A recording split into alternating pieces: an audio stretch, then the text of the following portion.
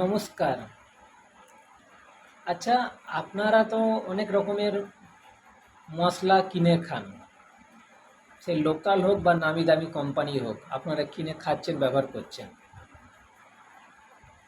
তো আমিও সেরকম আপনাদের মতো একটা মশলার পাউডার কিনে নিয়ে এসেছিলাম। কিন্তু তার আগে বলে দিই, এই যে আপনারা শুনেছেন যে মশলার মধ্যে নাকি ওই যারা চাকি আর কি, তারা নাকি চালের গুঁড়ো মেলায়।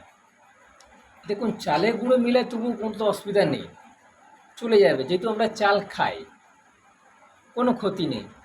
কিন্তু যদি আপনি এই মশলার পরে যদি মাইক্রো প্লাস্টিক পান, তাহলে কি করবেন? প্লাস্টিক তো আমাদের শরীরে অনেক ক্ষতিকারক, তাই কি না? তো সেরকমই আমিও 50 গ্রামের নামি দামি কোম্পানির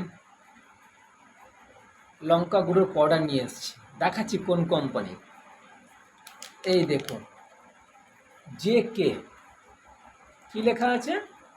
red chilli powder hot. Red chilli powder hot. Hot আছে কিনা আমি জানি না, কিন্তু আমাদের জীবনটা কট জরুর করে দেবে। ঠিক আছে? খালি নামি দামি কোম্পানি দেখে কিনবেন না। আর এই জেকে কিছু বছর হয়েছে মনে হয় মার্কেটে এসছে, তার মধ্যেই মানুষের জীবন 12টা বাজাতে শুরু করে দিয়েছে। আমি কিনেই ডাব্বায় ঢালতে যাচ্ছিলাম, কি মনে হলো, হঠাৎ করে দাঁড়িয়ে আমি দেখি নামি দামি কোম্পানির মধ্যে কি আছে।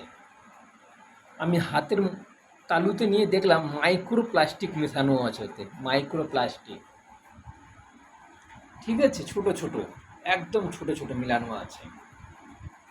আর এই মাইক্রো প্লাস্টিক আমাদের শরীরে নর্মাল টেম্পারেচারে গলে যায়, আর সেইটা গলে যে আমাদের শরীরে কী ক্ষতি করবে, সে একমাত্র ডাক্তারই ভালো বলতে পারে। কারণ তারা, ওনারা MBBS করেছেন না, আমরা তো আর সেটা করিনি। ঠিক আছে, তো ওনারা ভালো বলতে পারবেন। তো আপনাদেরকে এই সতর্ক বার্তা এই জন্য দিলাম, যাতে আপনারা ভেবেচিন্তে যে কোনো মশলা পাউডার কিনবেন আর ব্যবহার করবেন, যাতে ঠকে না যান। ঠিক আছে?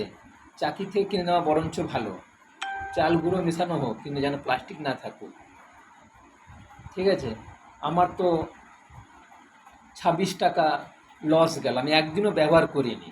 কৌটোয় ঢালতে গেছি, দেখি এই অবস্থা।